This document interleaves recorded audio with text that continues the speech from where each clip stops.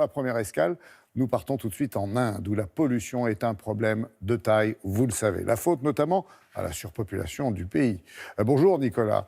Avec plus d'1 milliard d'habitants, en effet, comment gérer cette quantité de déchets produites chaque jour dans le pays? J'imagine qu'il y a des initiatives qui émergent, même si elles sont encore, on va dire, discrètes.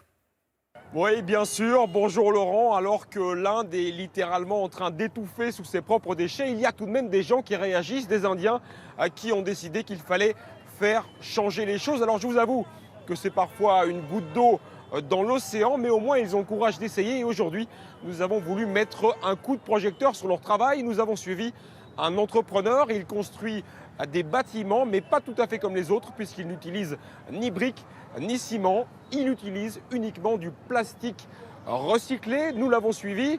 Alors ces bâtiments ne sont pas encore très impressionnants, mais lui, il y croit dur comme fer. Regardez ce reportage, il est signé Amanda Jacquel et Victor Bachtik. L'Inde et son milliard d'habitants, c'est aussi 25 millions de tonnes de plastique par jour. Il est surconsommé. Et la plupart finit au bord des routes ou dans des décharges à ciel ouvert. Rien qu'à Hyderabad, dans le sud du pays, environ 500 tonnes sont générées chaque jour. Mais il y a un homme pour qui cette matière n'est pas un problème, plutôt une mine d'or. En voilà un autre. Ça, c'est très utile. Je peux en faire quelque chose de bien. La réputation du plastique a toujours été malmenée. Mais il n'est pas mauvais, c'est son utilisation qui l'est. Alors Prashant Lingam a eu une idée qui pourrait bien désengorger les décharges indiennes. C'est impossible de traiter une si grande quantité de plastique. Alors j'ai pensé, pourquoi ne pas en faire une maison entière? Il y a 3 ans, il se lance dans la construction de bâtiments en plastique, une première en Inde. Ces images nous proviennent de son usine dans le nord du pays. Les déchets plastiques sont broyés par ces machines. Les copeaux sont ensuite compactés pour former ces plaques, imperméables, ininflammables et insonores. Et voici la toute première construction de Prashant. C'est le propriétaire de ce parking qui lui a commandé ce petit logement pour ses employés.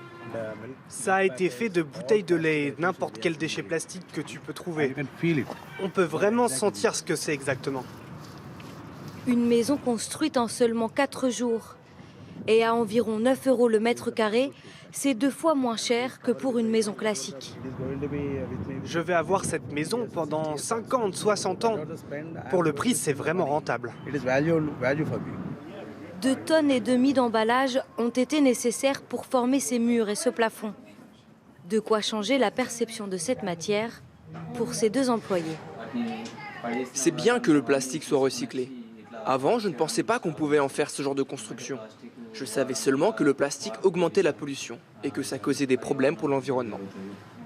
Si je peux plus tard, j'aimerais construire ce genre de maison pour moi, vraiment. La mairie d'Hyderabad s'est elle aussi laissée tenter par ce concept. Avec ses 800 mètres de trottoir, tout en plastique recyclé. Ça crée tout un engouement autour du recyclage de cette matière. Ensuite, les gens se disent « et pourquoi pas chez nous ?» Donc ça sert vraiment à promouvoir cette idée auprès de nos citoyens. Résultat, ces pavés colorés attirent, surprennent et sensibilisent. Créer à partir de déchets, c'est super. On sait à quel point le réchauffement climatique est grave.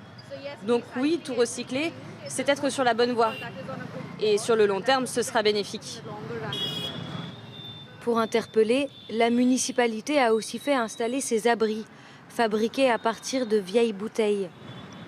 Mais ces installations vertes ne sont encore qu'une goutte d'eau. Pour le moment, à Hyderabad, le volume de plastique recyclé sur 1 an équivaut à ce que les habitants consomment en un seul jour.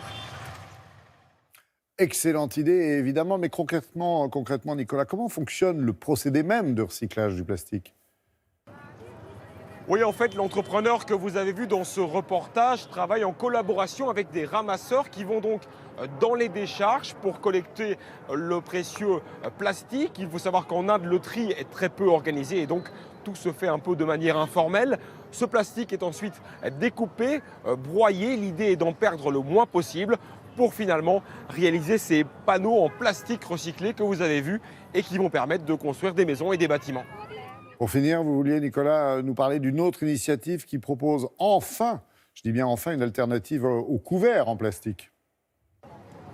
Oui, tout à fait, que ce soit dans les avions ou dans les restaurants au bord des routes, nous utilisons très régulièrement des couverts en plastique jetable. C'est tout à fait un non-sens au niveau environnemental. Et bien ici en Inde, ils ont inventé les couverts comestibles. Il s'agit de cuillères ou de fourchettes qui sont réalisées à l'aide de farine de millet ou de farine de riz. Elles sont biodégradables, elles se conservent pendant 3 ans et moi je trouve ça tout à fait formidable. Il y a ici en Inde une petite usine qui réalise 10 000 cuillères de la sorte par jour. Elle est en pleine expansion. Ils ont reçu déjà des commandes du monde entier venues de plus de 120 pays. Oui, la France en fait très certainement partie. Vous avez bien fait de nous le signaler. Merci beaucoup, Nicolas, et à bientôt.